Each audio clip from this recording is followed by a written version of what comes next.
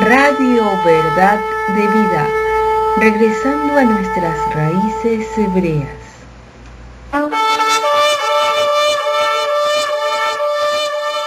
Este día de reposo, un día maravilloso, el día que el Eterno nos ha permitido nuevamente congregarnos como un solo pueblo, para poder hablar de sus verdades, de su palabra, de tantas cosas tan maravillosas y a veces como tan inquietantes para muchos hermanos, para muchas personas, que bueno, es importante hablar de estos temas. Estamos hablando de la vida de nuestro amado Yeshua como ser humano. Desde el Shabbat pasado pues empezamos con este maravilloso tema y pues vamos a continuar hablando de ese tema y pues de algunos temas más que se vayan presentando en el transcurso de tu programa. Pues el Eterno será el que nos guíe, el que nos lleve a toda verdad, el que nos encamine, porque todo lo que hacemos nosotros lo hacemos para Él, ¿no? Lo hacemos en función de Él, en función de engrandecer su nombre y su palabra. Adelante, hermano Marcelo, con tu saludo para los hermanos que nos escuchan y que nos van a escuchar en diferido. Shabbat Shalom, hermanos.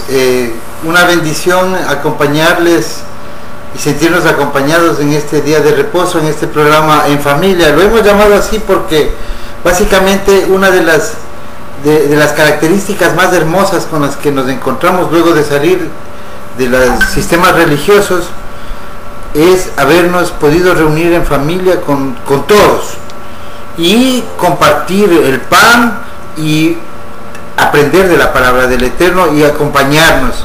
Estamos felices y gozosos de que el día de hoy nosotros podemos compartir con ustedes, como todos los días, viernes por la noche, que es Shabbat, obviamente en el calendario del Eterno, compartir con ustedes no solamente el calor de la hermandad, de la restauración, sino que también conformar la Kehilá de Yeshua, la Kehilá de los últimos tiempos. Bueno, la semana anterior estuvimos con un tema muy bonito, muy interesante, un tema que nos ayuda a despojarnos de la religiosidad, el hecho de saber que el Mesías en su parte humana, no vamos a topar el tema de que ya lo hemos topado otras veces, estamos claros, el tema de su persistencia, de su divinidad, de la adoración que se merece, sino la parte que le tocó vivir como Yeshua de Nazaret, que es el hijo de Miriam y el hijo de la obra maravillosa del Ruach. Yeshua fue un niño que tuvo especiales cualidades. Obviamente se iba descubriendo en él esta maravilla del Ruach superior que posaba sobre él. Debía haber tenido una inteligencia maravillosa, debía haber sido una persona en su niñez, su infantilidad, como se nota, porque cuando vemos bíblicamente que él se pierde, obviamente Miriam muchas veces no se sorprende de que él se haya perdido de la caravana, luego se asombra de que ya no asoma, de que ya de que no está ahí a mucho tiempo. Eso nos hace pensar que él tenía una vida activa de juegos, de niñez. No era una persona rígida que estaba estática ahí esperando cumplir su ministerio como el niño Dios que nos han llevado a pensar. No sé qué opinas tú al respecto de esto, Alejo. No, pero totalmente de acuerdo contigo. O sea, indiscutiblemente que así como nuestros hijos, los que tenemos hijos, sabemos que nuestros hijos a esa edad de 10, 11, 12 años son niños todavía, niños que hacen una serie de cosas y por supuesto que él no era restrictor, ¿no?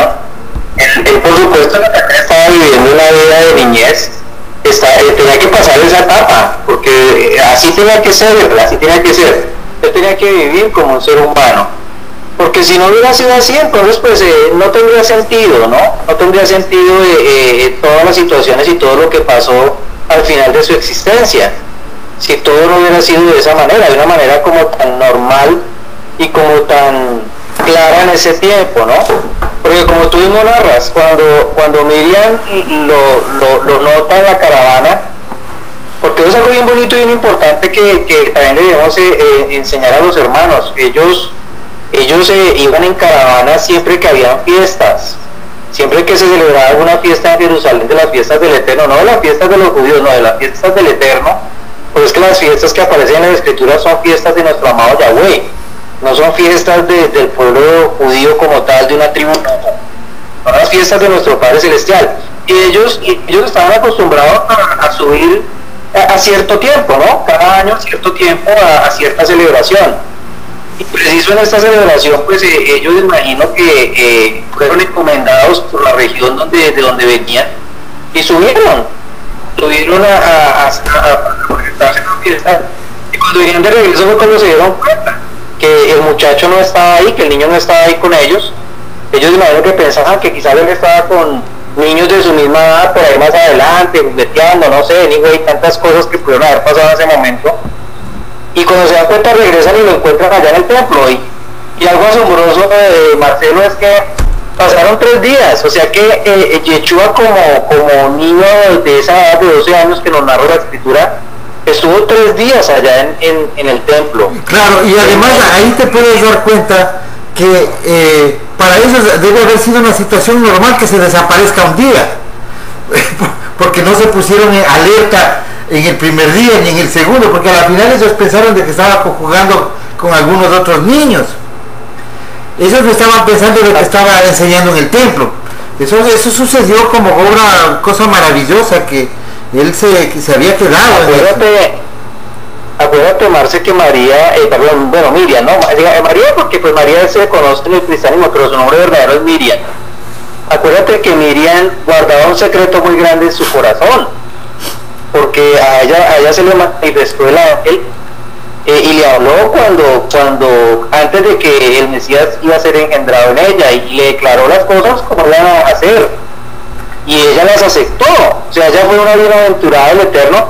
Entonces yo creo que en su corazón guardaba pues esas situaciones, ¿no? Y ella tenía su confianza puesta en el Eterno, que si no había ahí, en alguna parte tenía que estar, claro que sí. En algún lado tenía que estar. He vivido la situación de cuando niños que él iba a matarlo y mató tantos niños, y ella viendo el milagro de cómo el Eterno los saca, los protege y los guarda en el desierto, en cierto lugar, pues claro que tenía una confianza puesta impresionante en el Eterno, ¿no? Entonces yo pienso que más que angustiada, ella lo estaba viendo como que, bueno, ¿qué pasó acá? Vamos a buscarlo a ver dónde está. Obviamente, y otra cosa, que mira que lo que tú dices es muy cabal y muy puntual. Ella tenía esa revelación, sino que hay un patrón bíblico que se manifiesta, que es muy general. El hecho de que cuando una persona recibe milagros o recibes tú ese llamamiento, cuando tienes en constante actividad o estás cerca de la persona de que te habló el Eterno, a veces llegas a olvidarte. O sea, empiezas a vivir una vida de una manera normal y tienes que recapitular luego las cosas que se han manifestado. Por eso Yeshua decía, nadie es profeta en su casa, porque sus hermanos, después de que por el hecho del niño mismo, que muchas veces tendría que repelarle alguna travesura que haya cometido el niño o el joven Yeshua, entonces haya tenido que darle una parte formativa. Y ella debe algún momento haber recordado cómo nació de una manera milagrosa. Pero el hombre tiende a veces a olvidar eso. Y en cierta manera es entendible, porque es difícil vivir con una revelación muy grande, porque pierdes la sensibilidad de la realidad y de tu entorno, y eso es entendible, y eso vemos inclusive entre los hermanos. Yo conozco personas que han estado al lado o han tenido revelaciones maravillosas, y cuando viene el problema o cuando viene la prueba, ellos se olvidan de lo que les habló el Eterno, se olvidan de que tienen un futuro trazado. Si el Eterno viene y te da una experiencia maravillosa y te dice, tú vas a hacer esto, este otro, o te dice, o te muestra en una manifestación de Él, de que tú tienes una misión por cumplir, entonces viene el día malo, tú sabes, si tú tienes fe, sabes que Él te habló y sabes que todo tienes que sobrellevarlo, porque vas a llegar hasta ese momento, porque ese momento se va a cumplir. Entonces, si trasladamos esto a la época de Miriam, obviamente que eran personas que deben haber vivido con muchas manifestaciones bonitas en su alrededor, porque habían legiones de malajim mirando cómo el niño Yeshua seguía creciendo. Entonces ellos también deben haber tenido la orden de dejarle vivir una vida normal, porque esa parte carnal humana también sentía dolor y debía sentir para que él tenga ese comportamiento que tuvo humano en el madero, y para que su sacrificio tenga valor es que él tenía miedo a la muerte. No sé si me... Y la responsabilidad, Marce, también que tenía Joseph, ¿no? Claro. Porque Joseph estaba asumiendo una paternidad teniendo claro que no era el padre. Y él tenía que darle esa figura paternal. Por eso es que el Eterno siempre está muy de acuerdo en las familias, ¿no? En las familias, tanto hombre como mujer, ¿no? No las familias de ahora modernas que el maligno quiere implantar hombre con hombre y mujer con mujer. Eso no son familias, eso es algo que está contra la Torah totalmente. Y nosotros estamos en contra de eso, ¿no? Valga la redundancia decirlo. Amén. Pero la responsabilidad de Joseph en ese momento también era algo impresionante, porque él tenía que darle esa figura paterna a ese ser que estaba creciendo. Pero es que Yeshua no nació bebé y ya estaba hablando a los 2 días, no. Yeshua empezó como bebé y creció, tuvo una edad de bebé, después pasó a cierta edad, después fue creciendo, llegó a la adolescencia. Y bueno, cuando regresamos al tema de que lo encuentran en el templo, que ahí, bueno, ahí donde tú y yo quizás ahí los dos nos confrontamos en una realidad, cuando él le dice a su madre que, cuando le contesta, ¿no? Es que en los asuntos de mi padre no es necesario estar. Ahí yo te decía, bueno, mira, él sabía quién era, pero tú de pronto le dices, bueno, de pronto estaba empezando a saber quién era, ¿no? O sea, ahí nos confrontamos en esa realidad. Claro. Pero sea como sea, nos está evidenciando la Escritura que él estaba comportándose como un ser humano, porque dice que él salió de ahí y se sujetó a su padre y a su madre como estaba acostumbrado a hacerlo. O sea, les obedeció, honró el mandamiento de honrar a papá y mamá. O sea, él siguió llevando una vida normal. Después de ahí no empezó a hacer milagros y así, no, se fue con sus padres y continuó la vida normal como la tenía que seguir llevando, ¿no? Amén. Es que es lo mismo, o sea, sin querer igualar las condiciones ni las circunstancias, ni ser irreverente en este sentido, pero son patrones que ya utiliza el Eterno en el hombre, que cuando uno tiene un llamamiento, los tiempos anteriores al llamamiento, como te pasó a ti, como me pasó a mí, teníamos una vida secular y bien agitadita. Entonces, de lo más normal y natural. Entonces, ¿qué sucede ahí? Que tú en el fondo de tu corazón sabías que tú eras diferente. Tú sabías, yo sabía. Yo nací dentro del seno de una familia católica que realmente yo diría que sin una creencia precisa, ¿no? Entonces, cuando llegó el momento, de la noche a la mañana, un cambio drástico, porque tú vas atando esos cabos, vas madurando, vas descubriéndote a ti mismo, aunque ya en una edad adulta, la vida te va llevando al lugar donde tú pensabas. Y yo me imagino que el niño Yeshua, de 12 años, él ya comenzaba a tener unas experiencias que luego en el conocimiento de la Torah se fue dando cuenta que tal vez él podría ser el Mesías.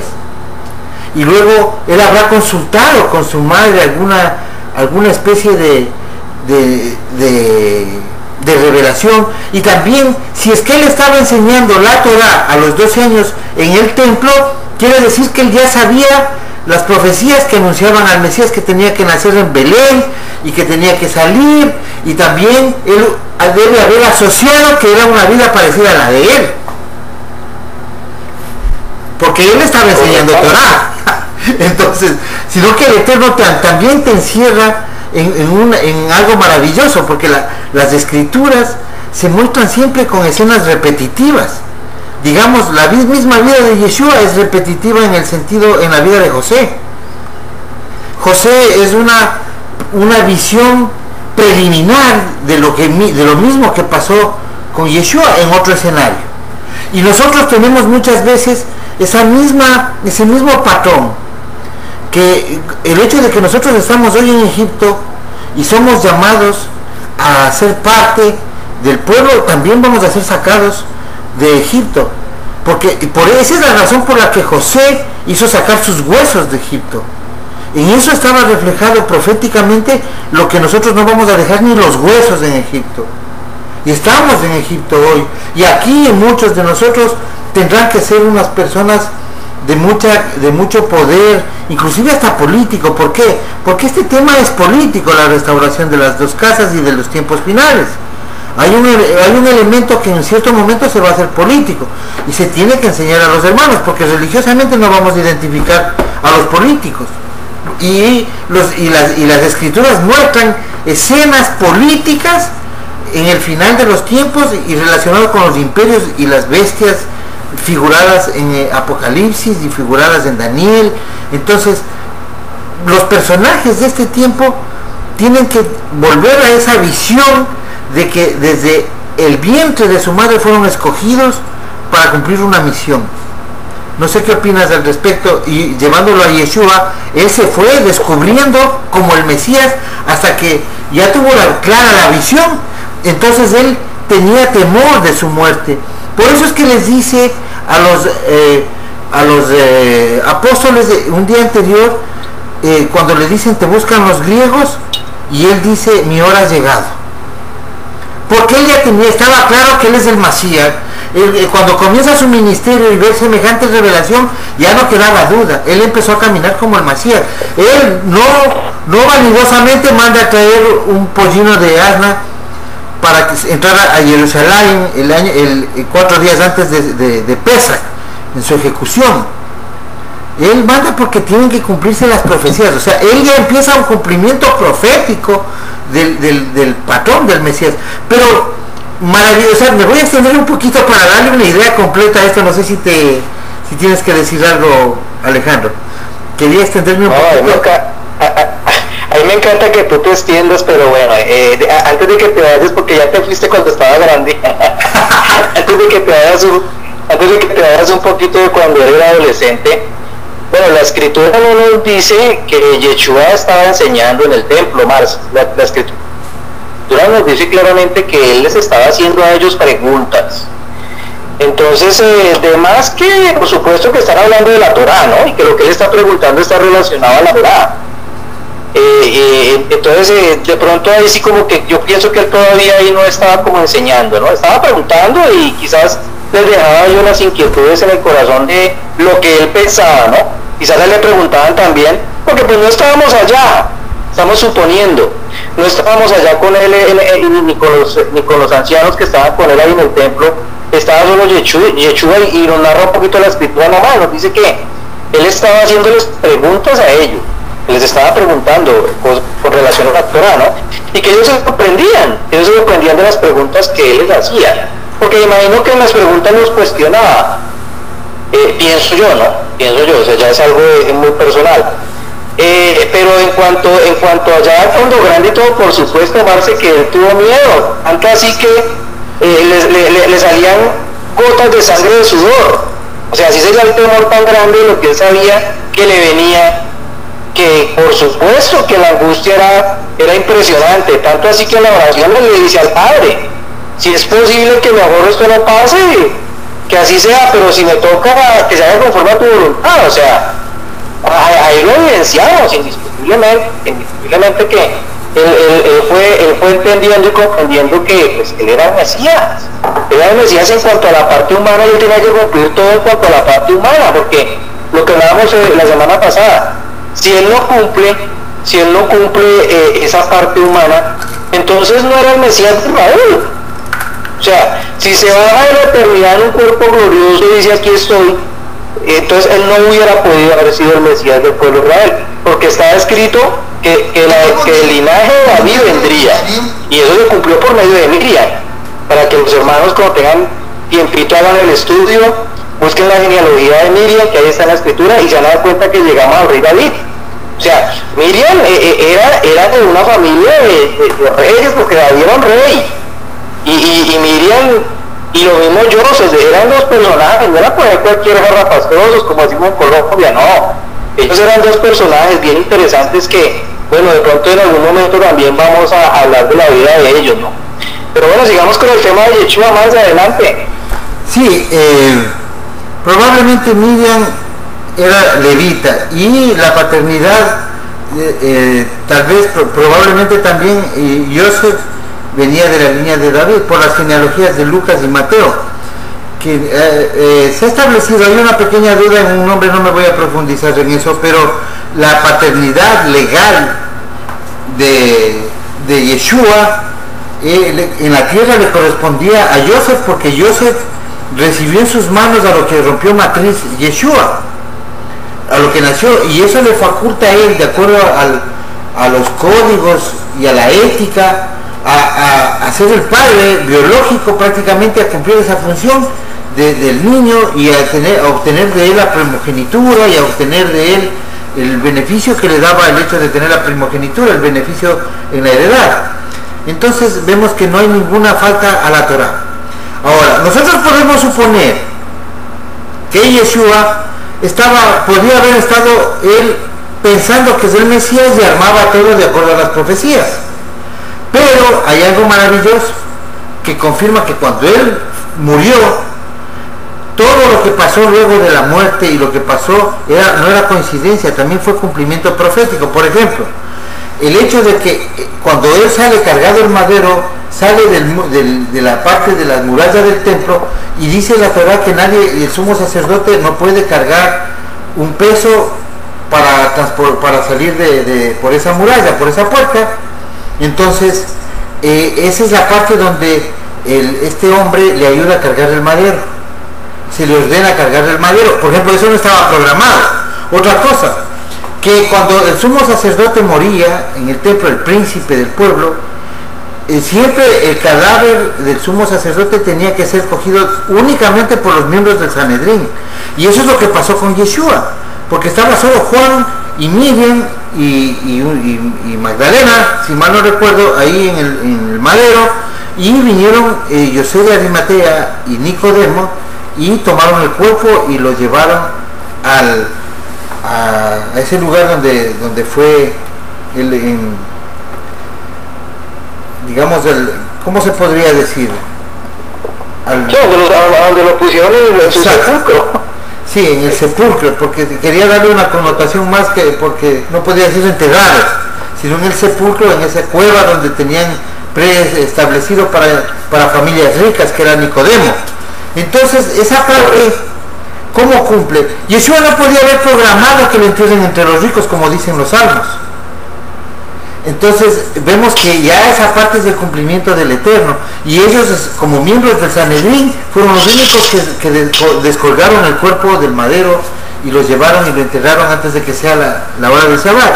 Entonces vemos que Yeshua se dio cuenta de todo. Él ha de haber vivido cosas maravillosas.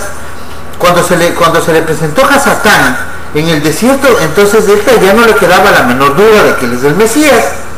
Por eso es que de pronto muchas veces nos ponemos a fantasear y uno dice, ¿cómo es que Yeshua habla con Hasatán? Porque él ya está hablando ya con autoridad, pues.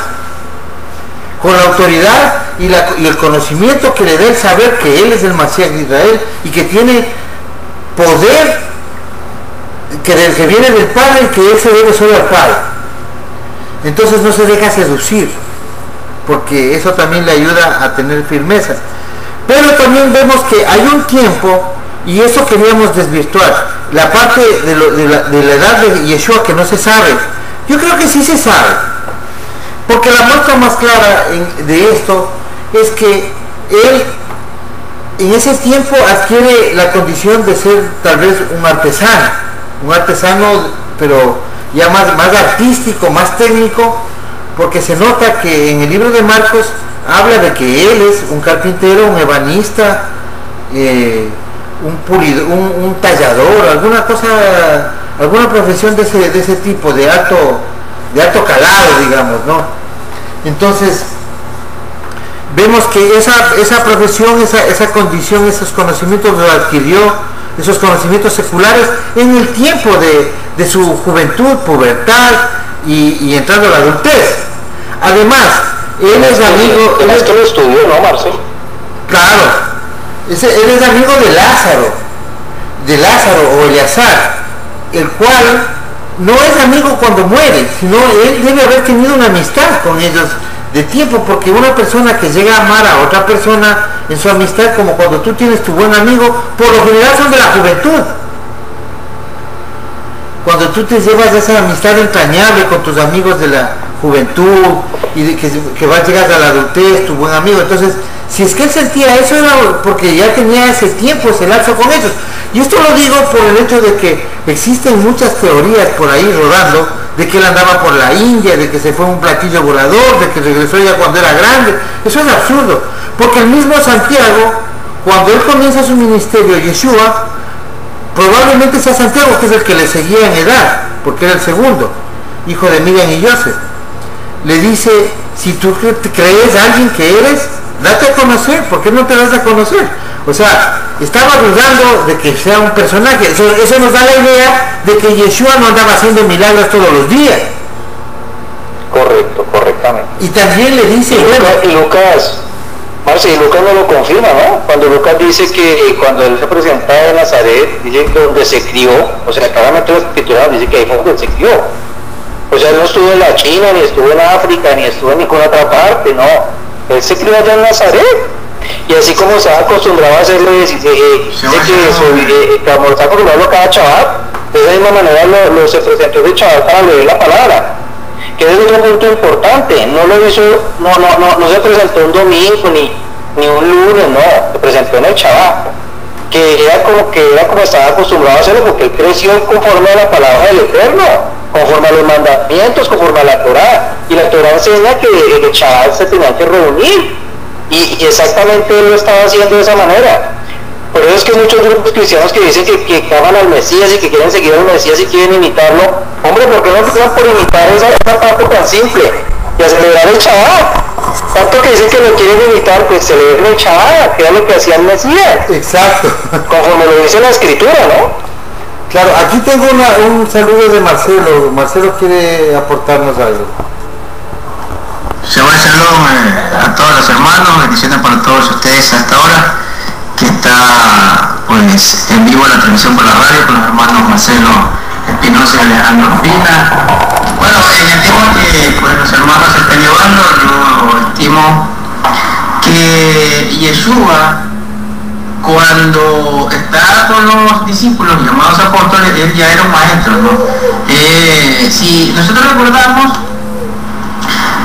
los discípulos primeros que se unen a él eran discípulos de Juan el Bautista, de Yohanan el Inmersor.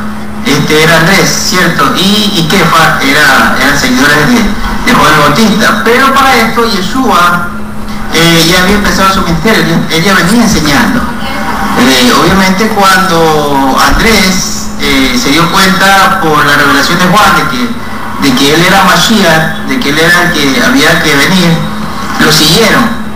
Pero cuando lo siguen, pues obviamente Yeshua ya había empezado su ministerio. Esto quiere decir que él ya estaba enseñando. O sea, cuando ocurre este episodio de las preguntas, eso es típico de un rabino, de un maestro, de un sabio. Sí, es una forma de enseñar, ¿sí?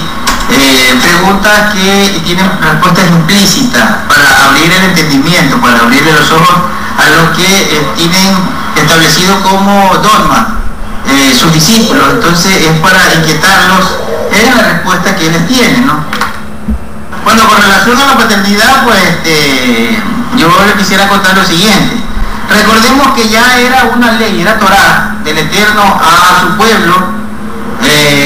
En época de Jacob, recordemos que a Judá, nosotros vemos el episodio de Judá y sus hijos, cuando era obligación de que un hermano tome a su cuñada cuando había quedado viuda y tenga hijos, pero de su hermano, no de él, sino de su hermano. O sea, es completamente legal. Sí, el que una persona tenga un hijo que no sea biológicamente de él, completamente legal, hermano. Y eso era mucho antes del nacimiento de Yeshua, ¿no? Adelante, Alejo, ¿qué opinas de esto? No, pues totalmente de acuerdo con Marcelo, sí. Así es, o sea, es que la Torá tenía que cumplirse a cabalidad. y el Eterno es sabio, porque si María aparece, o sea, empezando porque si Miriam aparece por ahí embarazada sola, y entonces le dice a todo el mundo, no, que es que ese es el hijo del Eterno que estoy esperando, la cogen y la apedrean, la sacan a la plena y la apedrean, la matan.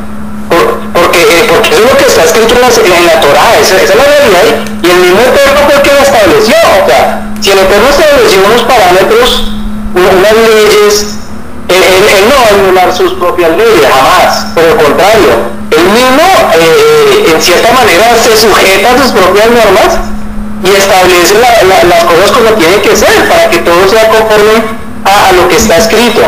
Y claro, por supuesto que Joseph está adoptando como su hijo a Yeshua, y así tenía que ser, ¿no? Así tenía que ser. Al octavo día Yeshua es circuncidado y es presentado conforme lo dice la Escritura, conforme el Eterno lo estableció y lo ordenó. O sea, todo se viene haciendo paso a paso. Y muy buen punto, el punto de Marcelo.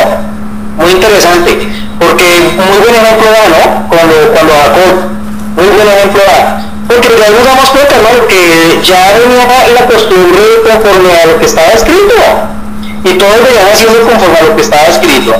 Entonces, claro que todo va a una evidencia, y la evidencia es que indiscutiblemente Yeshua tenía que cumplir como hombre, para ser el Mesías de Israel. O si no, no hubiera podido ser el Mesías de Israel, Marta. Si no podría haber presentado todos los argumentos conforme a la Torá de quién él era, ¿no? Claro, ese es un punto donde nosotros podemos decir enfáticamente y con toda seguridad a los testigos de Jehová de que Yeshua, de que esa religión realmente ha sacado fuera de contexto, y no puede ser el ángel Miguel hoy el Mesías, porque el ángel Miguel, cuando Yeshua estaba en la tierra, sí existía, estaba afuera, o sea, es otra persona, es otro ser. Entonces la teoría de los testigos de Jehová es que Yeshua es del ángel Miguel, y este momento Yeshua se elevó con cuerpo. Eso quiere decir que el ángel Miguel estaría en un cuerpo. Entonces estos pasajes, estos conocimientos de los detalles de la vida y de lo que tienen que hacer el Mesías como hombre, como descendiente, como linaje de David, para poder asumir el trono de Israel, tiene que ser un hombre. Y este momento él tiene que estar en algún lugar con el cuerpo con el que él se trasladó, con el cuerpo que él se llevó, porque es un cuerpo transformado, pero no deja de ser material, porque él no puede ser un espíritu, porque él dijo que le toque.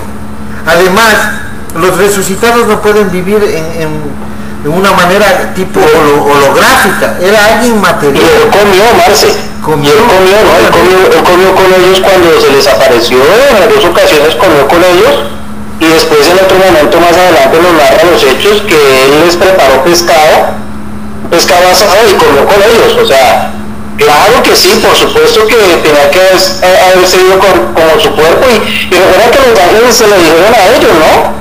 Les dijeron, pero ¿por qué están tristes? Si es el mismo que están viendo que se está yendo, ese mismo lo van a volver y va a volver de la misma manera en ese cuerpo.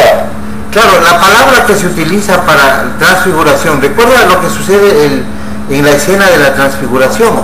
Él va dentro de una nube, que no es una visión de Pedro, como por ahí anda diciendo un pseudo rabino mesiánico cristiano.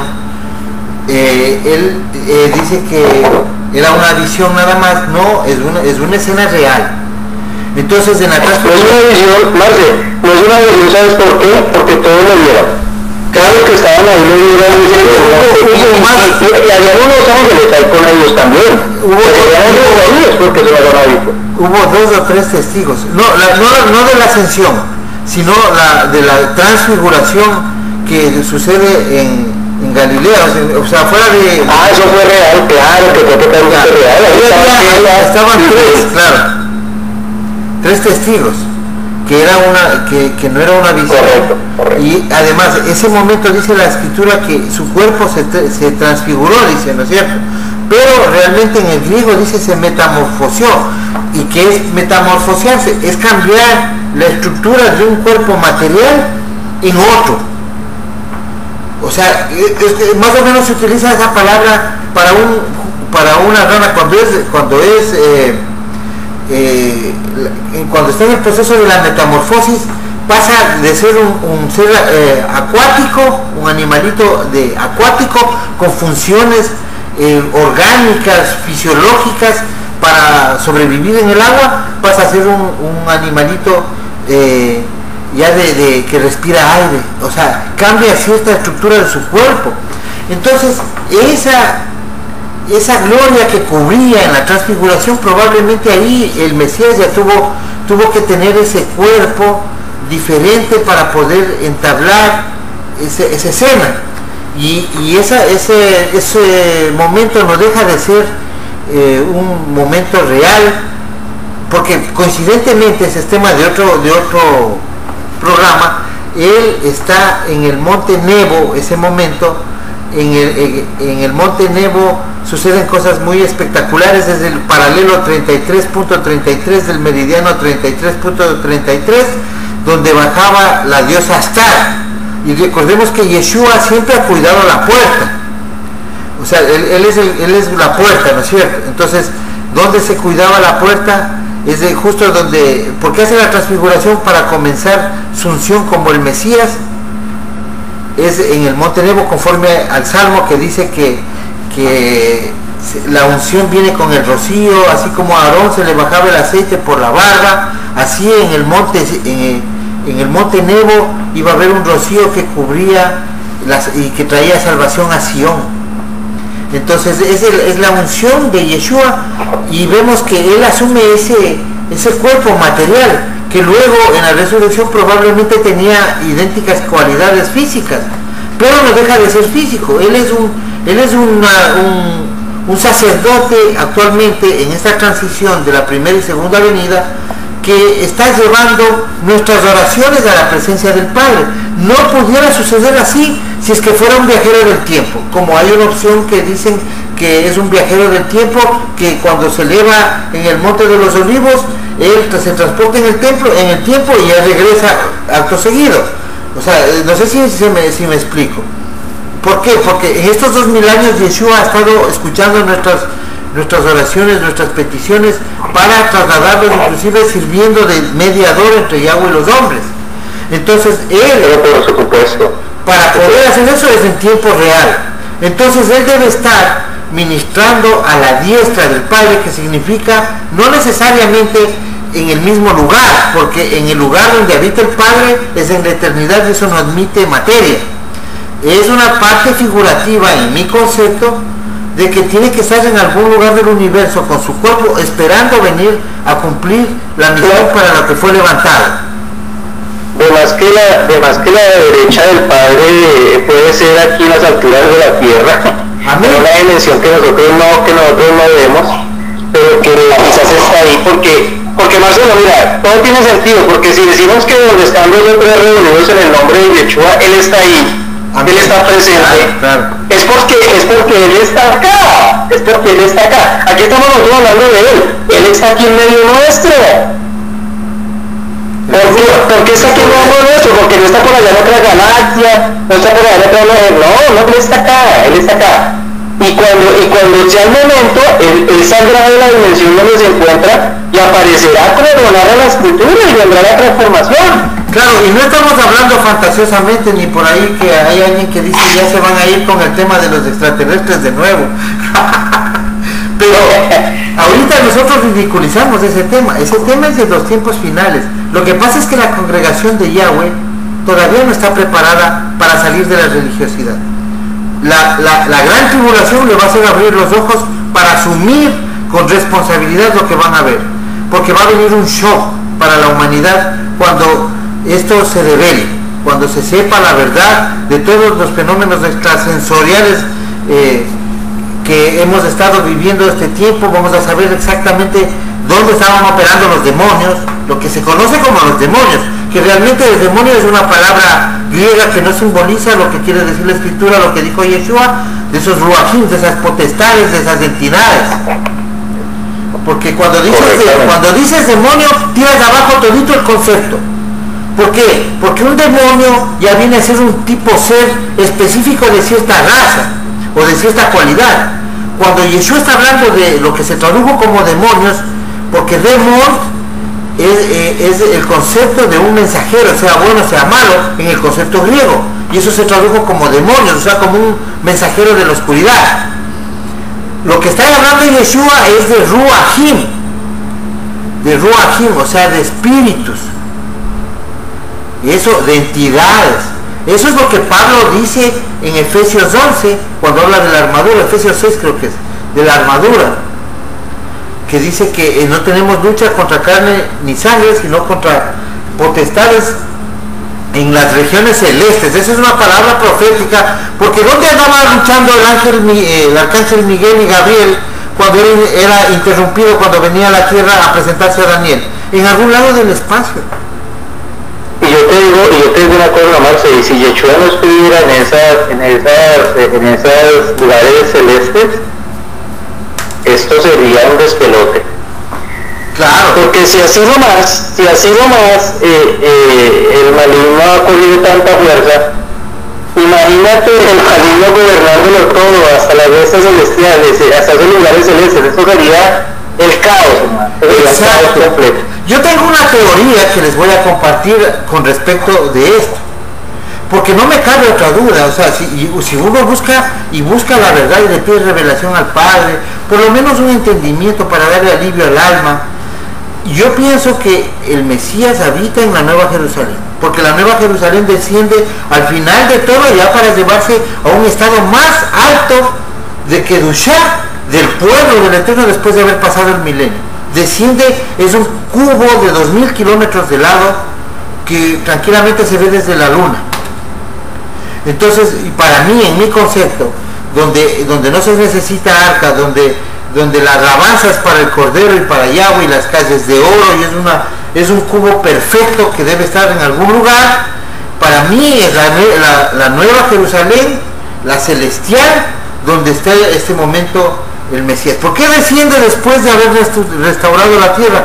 Porque la tierra no soporta y no es digna, mientras no se restaure, de que descienda la gloria del Eterno, la Shejiná, el poder en pleno, para poder recoger a su pueblo después de haber cumplido la misión, como muestra Apocalipsis. Que luego del milenio desciende la Nueva Jerusalén, y no es una Nueva Jerusalén espiritual, es una Nueva Jerusalén que tiene medidas, y es de 2000 kilómetros, o no sé cuántos estadios de largo por lado y por ancho. O sea, es un cubo. Es una nave nodriza muy grande. ¿Cómo? Eso es una nave nodriza muy grande, hermano. No, es que imagínate, esa Nueva Jerusalén, cuando él dice voy a preparar las moradas, ¿por qué regresa con 12 puertas? Dice, voy a preparar moradas, ¿no es cierto? Y la gente dice, ya ven, se va al cielo, y en el cielo tenemos que ir porque fue a preparar moradas. No, luego desciende la Nueva Jerusalén ya con las moradas del pueblo, y un cubo de 2000 kilómetros de largo por ancho por alto abarca tranquilamente a cientos de millones de personas, para que vivan en paz en un nivel superior, donde tengan otra Torah, ya una Torah de más perfección. De pronto es un nivel superior, donde ya las personas con ese cuerpo, con ese cuerpo, que es de lo único que puede acceder a ese lugar, que puede soportar la fuerza del poder de la majestuosidad del Eterno. Es una manera de idealizar, porque no sabemos exactamente qué es, pero sabemos que eso está en la Escritura, y así, algo así tiene que ser, y debe funcionar de acuerdo a alguna razón real, física y lógica. Entonces, si algo se nos parece, es lo que estamos diciendo. O sea, esa es una hipótesis que las Escrituras nos llevan a meditar. Porque si es que hay un lugar que va a bajar de 2000 kilómetros de lado por ancho por alto, que es la Nueva Jerusalén, con 12 puertas, 3 en cada lado, para cada tribu de Israel, ¿en dónde dijo que iba a preparar? Yo voy a preparar moradas hasta el regreso, dice. Entonces, él está preparando este momento la Nueva Jerusalén, y dice que en la Nueva Jerusalén ya no hay arca, porque el Cordero es la lumbrera. Ya no hay luz. Que nuestro amado Mesías se acuerde de todos nosotros y nos prepare también moradas, si es que ya nos preparaba para nosotros. Claro, y lo más maravilloso de esto es que la restauración es para la tierra, primeramente a través de Israel, y luego dice la Escritura, y Pablo proféticamente dice en 2 de Corintios capítulo 2, dice que hemos de juzgar al cosmos, o sea, al universo. Entonces, si es que por ahí fuera el caso de que alguna raza, alguna cosa rara hubiese en el universo, tendrá que someterse al poder de Yeshua, o ser exterminado, y al poder de sus resucitados, y al poder de los cuerpos gloriosos, que son reyes y sacerdotes, y tienen un nivel superior, un nivel de jerarquía superior a Malachim caídos, y no sé, de lo otro, no sé si con respecto, con cuerpo glorioso, cuál sería el escalafón del orden jerárquico que le dé el Eterno a sus resucitados. Adelante, Alejo. Pues imagínate, Marce, no te vayas tan lejos. La misma Escritura dice que ante él se doblarán toda rodilla de los que están, primero dice, en el cielo. Claro. Y el cielo es el cielo son varios cielos, y el cielo es inmenso. Dice después de los que están en la tierra, hablando de los seres humanos, dice después de los que están debajo de la tierra, o sea que debajo de la tierra hay seres. Y dice después de los que habitan en el mar, o sea que en el mar también habitan seres inteligentes, seres que quizás nosotros no conocemos, pero que Yahweh sí conoce, porque si lo está declarando él es porque él sabe lo que está diciendo. Claro, cuando dice también que bajó a predicar a las profundidades, no sé si será una parte espiritual que diga que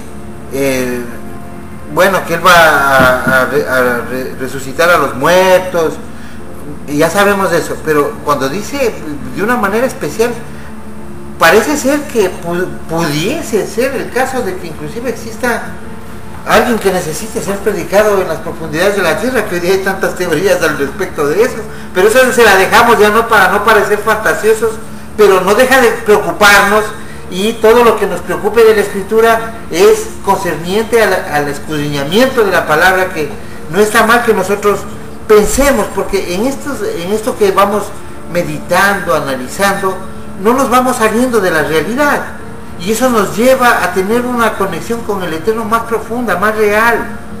Salgamos de la religiosidad.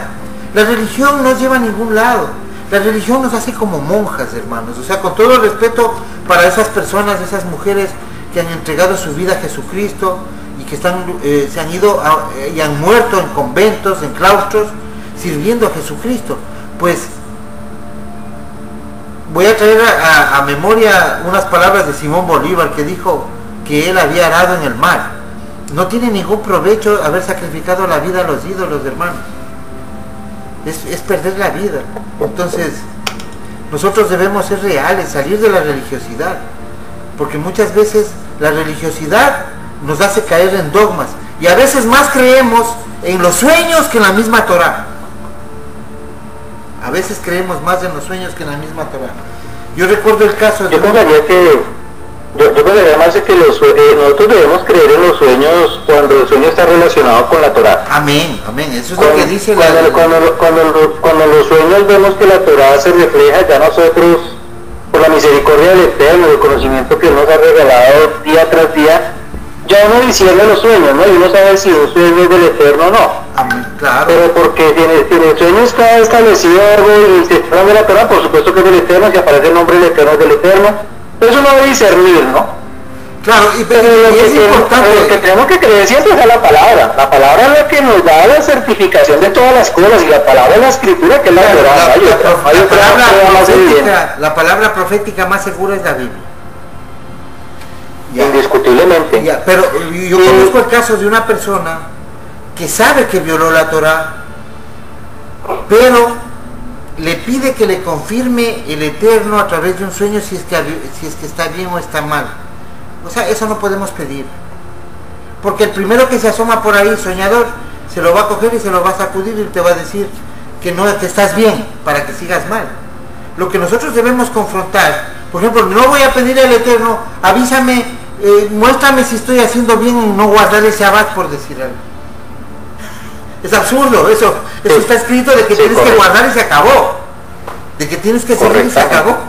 Entonces eso no se puede manejar así, ni nosotros ni la congregación puede someterse a esas cosas, porque nosotros somos personas ya que vamos teniendo más conocimiento que los mismos apóstoles, más conocimiento que los mismos profetas, no digo más revelación, más conocimientos, porque nosotros tenemos los libros escritos, compilados y restaurados en este tiempo. No, yo te digo una cosa, Marte, y yo pensaría que también cuando las personas que caminan conforme a la palabra del Eterno y han cometido un error y todavía le preguntan al Eterno si que les demuestren sueños si han cometido un error, yo les podría decir a las personas que tengan cuidado.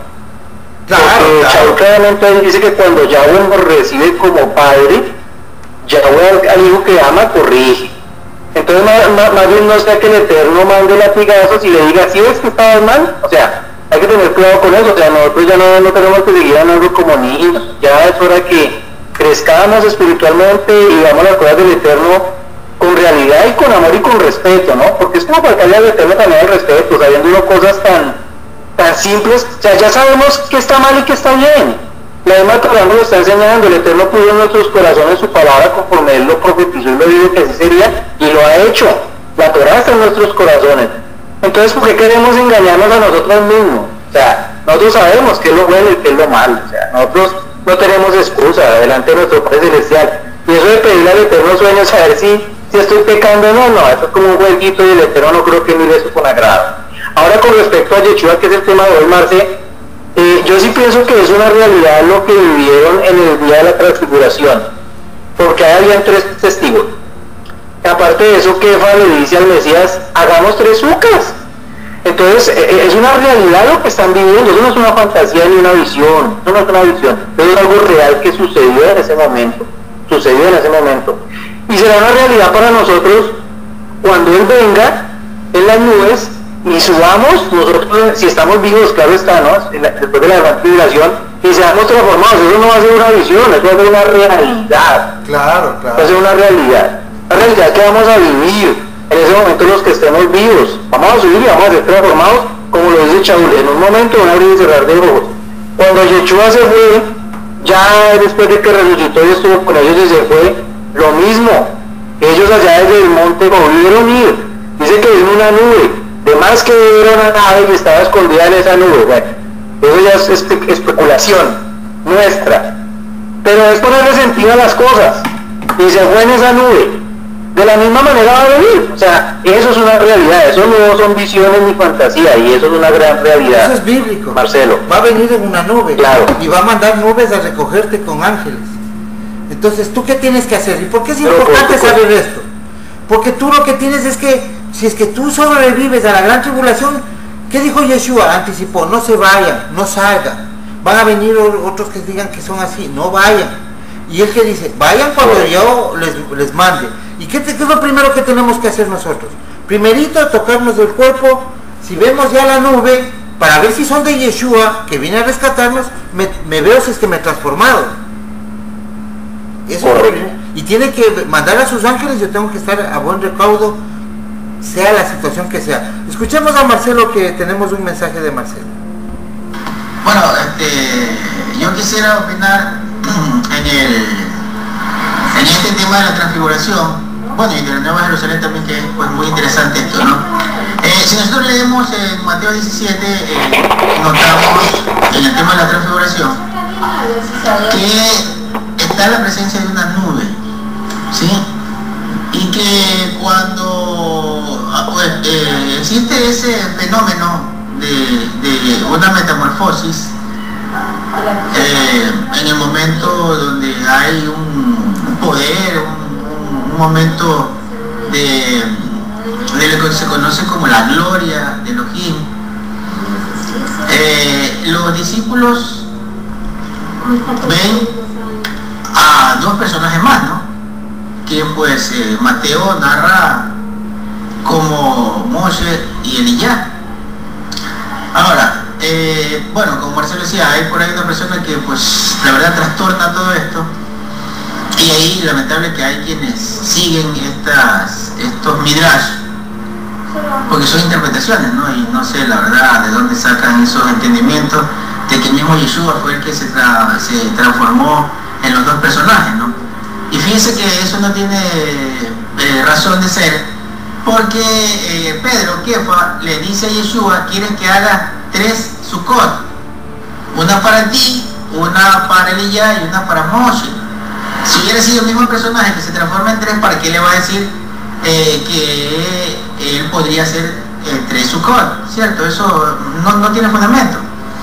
Y otra cosa, dice que de la nube sale la voz, o sea, la voz sale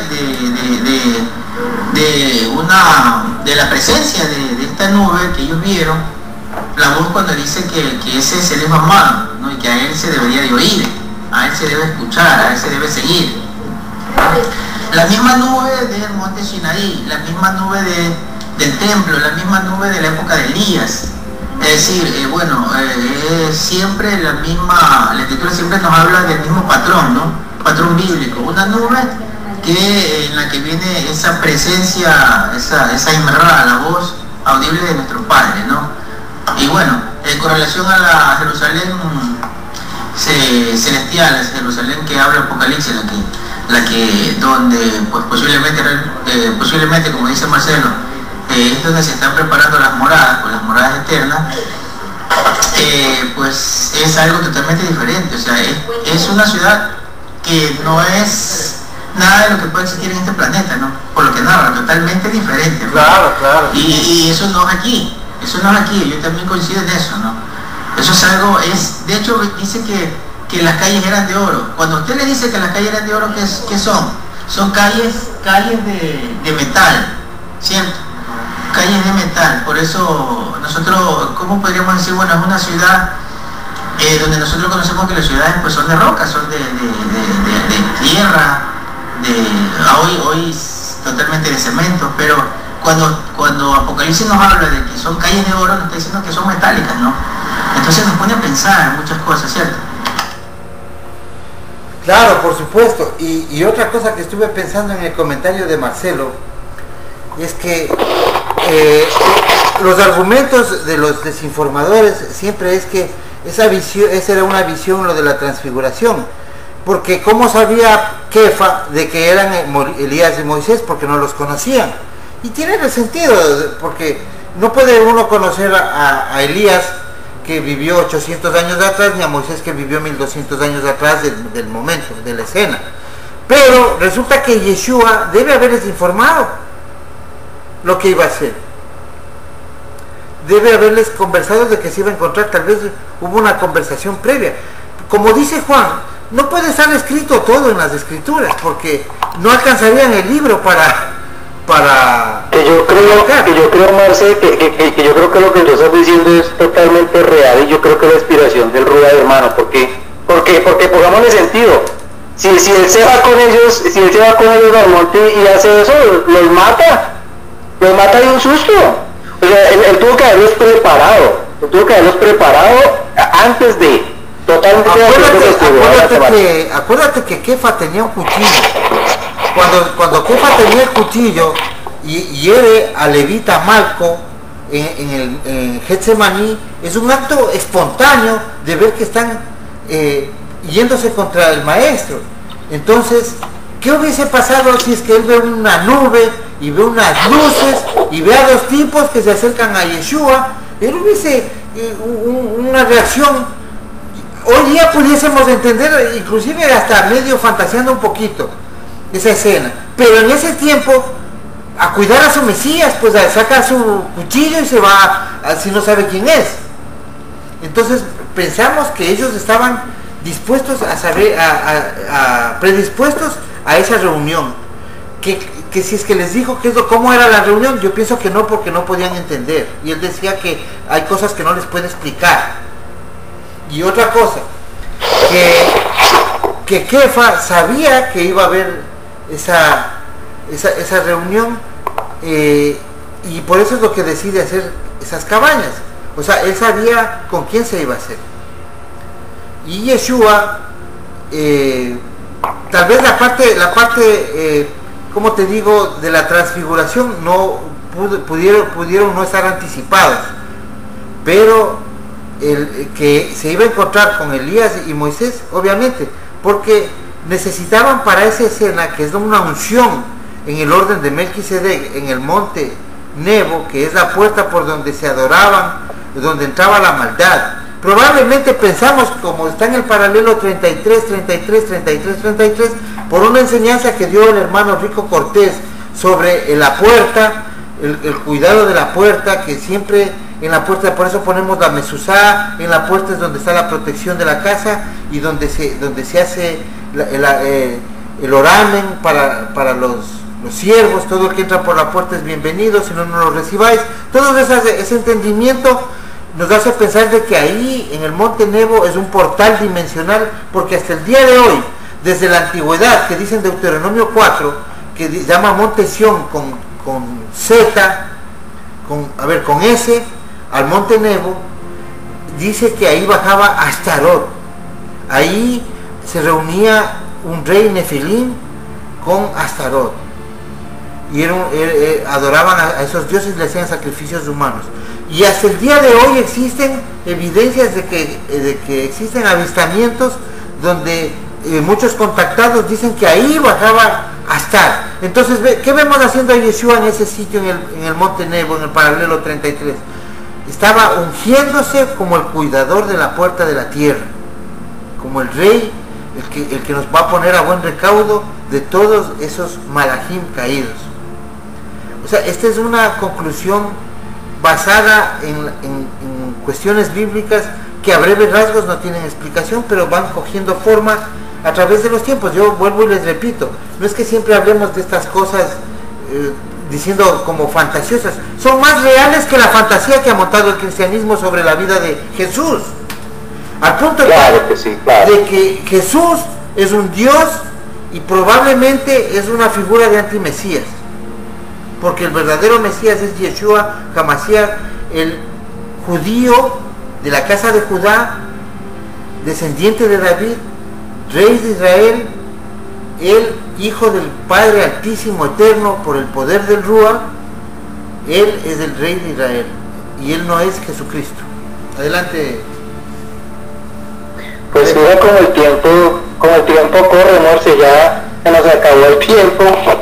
De verdad que son tantas cosas, si nos quedáramos hablando de la vida del Mesías, y eso que hemos hablado solamente en la parte humana.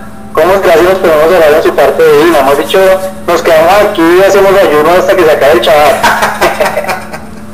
Y con el hambre que tienes ahorita. Pero sí son temas más muy bonitos, y ojalá estos temas se reproduzcan, que quedan grabados, se reproduzcan para que los hermanos los vuelvan a escuchar, porque esa es la bienaventuranza de nosotros, ¿no? Sí, y vale la oportunidad en este momento para decirles a los hermanos que vamos a cambiar la programación de la radio. O sea, ya esos mensajes han escuchado 54,000 personas, de acuerdo a los informes del Analytics, de los medidores, y pensamos que ya es tiempo de renovar. ¿Por qué 54,000 pueden parecer pocos? Porque no todos van a ser restaurados. Acuérdense que es un remanente. Si ustedes se fijan en el número de visitas de los seguidores de las raíces hebreas, los videos que más altos rating tienen son de 250,000, 300,000 visitas, que por la misericordia del Eterno también lo hemos logrado en el canal nuestro de Verdad de Vida, promocionando no a nosotros, sino de pronto a hermanos que tienen esa facilidad maravillosa de llevar el mensaje, pero el Ruach nos mueve a todos, es el mismo espíritu. Estamos sacando por misericordia del Eterno también buscando a la oveja perdida de la casa de Israel, y no necesariamente tenemos que figurar con nuestros nombres.